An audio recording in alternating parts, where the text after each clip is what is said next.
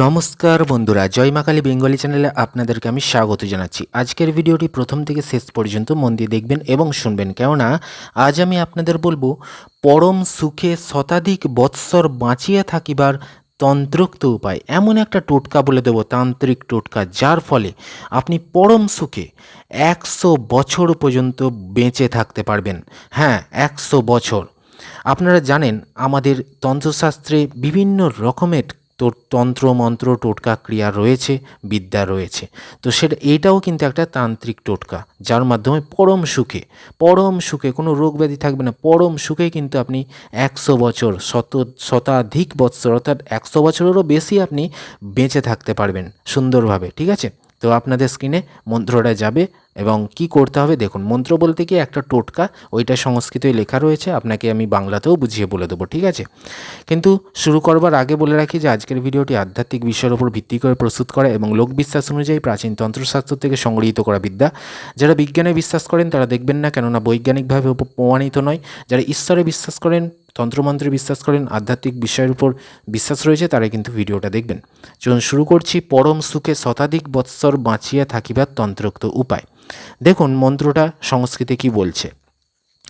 ন সম্পত্তি ক্রিয়া যস্য ভেষজ ন চ বিদ্যতে সর্বরোগ বিনাশায় নিশান্তে সপয় পিবেত অনভস্য প্রসূতি নষ্টে রবাবনুদিনে পিবেত বাত পিত্ত কফান হত্যা জীবেত বর্ষ শতং সুখী প্রসূতি যুগল মাত্রং প্রাতরুত্থায় নিত্যং পিবতি খলু নর যো নাসারন্ধ্রেণ বাড়ি সভবতি মতি পুণ্যশ্চক্ষুষা তর্ক তুল্য বলি পলিত বিহীন সর্বরোগই বিমুক্তি।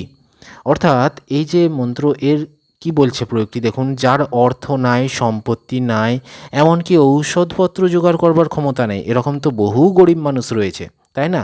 সবাই তো আর ওই ডাক্তার দেখিয়ে, জিম করে, ভালো মন্দ খেয়ে সুন্দর সুখে জীবনযাপন করতে পারে না।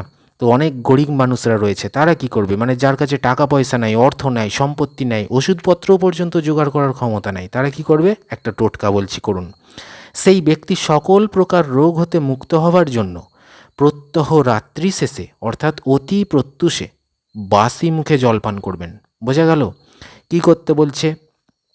সেই ব্যক্তিকে রোগ থেকে মুক্ত হওয়ার জন্য, অর্থাৎ এই ক্রিয়াটা করলে কিন্তু কোনো রকম রোগ বাসা বাঁধতে পারবে না আপনার শরীরে। কি করতে হবে? রাত্রির শেষে অতি প্রত্যুষে, মানে একদম ভোরবেলা, যখন রাত শেষে ভোর হবে, টাইমটা মেনটেন করতে হবে, কিন্তু সঠিক টাইম মেনটেন করলেই তবে কিন্তু এই টোটকা কাজ করবে।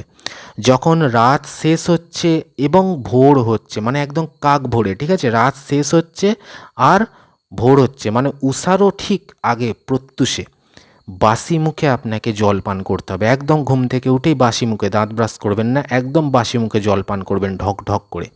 এই কাজ প্রত্যেক দিন করলেই কিন্তু আপনি পরম সুখে শতাধিক বৎসর বাঁচিয়ে থাকিবার তন্ত্রোক্ত উপায় যেটা আমি বললাম, এটা কিন্তু করতে পারবেন। ঠিক আছে, বেঁচে থাকতে পারবেন শতাধিক বৎসর। আবার কি বলছে দেখুন। প্রত্যহ 8 অঞ্জলি পরিমাণ জল পান করলে বাত পিত্ত ও কফ অবশ্যই প্রশমিত হবে। তাহলে এখানে আপনাকে কি বলছে? 8 অঞ্জলি, অর্থাৎ আপনি জল নেবেন কিভাবে? জলটা আপনি আপনার হাতের তালুতে নেবেন, খাবার জলটা হাতের তালুতে ঢালবেন, ঢেলে খাবেন সেই হাতের তালুর জলটা, আবার আপনি হাতের তালুতে জল ঢালবেন, আবার খাবেন, এইভাবে 8 বার। এটাকেই বলছে 8 অঞ্জলি। এইভাবে জল খেলে আপনার এই রোগগুলো কিন্তু ভালো হবে। বাত পিত্ত ও কফ অবশ্যই প্রশমিত হবে।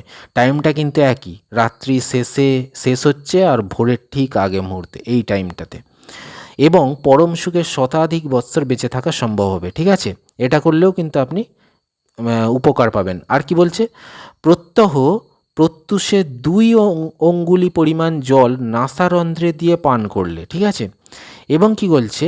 প্রতিদিন যদি আপনি দুটো আঙুল আপনি জলে ডুবিয়ে সেই জলটা আপনার দুটো নাকের ফুটোর মধ্যে ঢুকিয়ে দেবেন, ঠিক আছে, তারপরে আপনি জল খাবেন।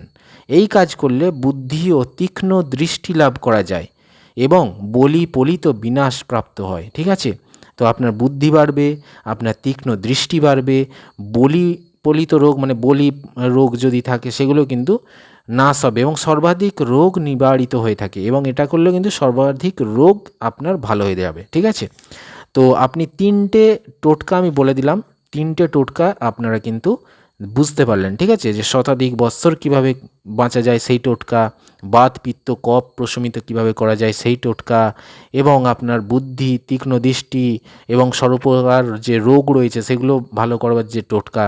তো এটা কিন্তু অবশ্যই একই টাইমে করতে হবে, প্রতিদিন করতে হবে। যেটা আপনি করবেন একই টাইমে করবেন, প্রতিদিন করবেন। ঠিক আছে, ঠিক রাত শেষ হচ্ছে আর ঠিক ভোর হওয়ার আগে মুহূর্ত, সেই টাইমটাতে।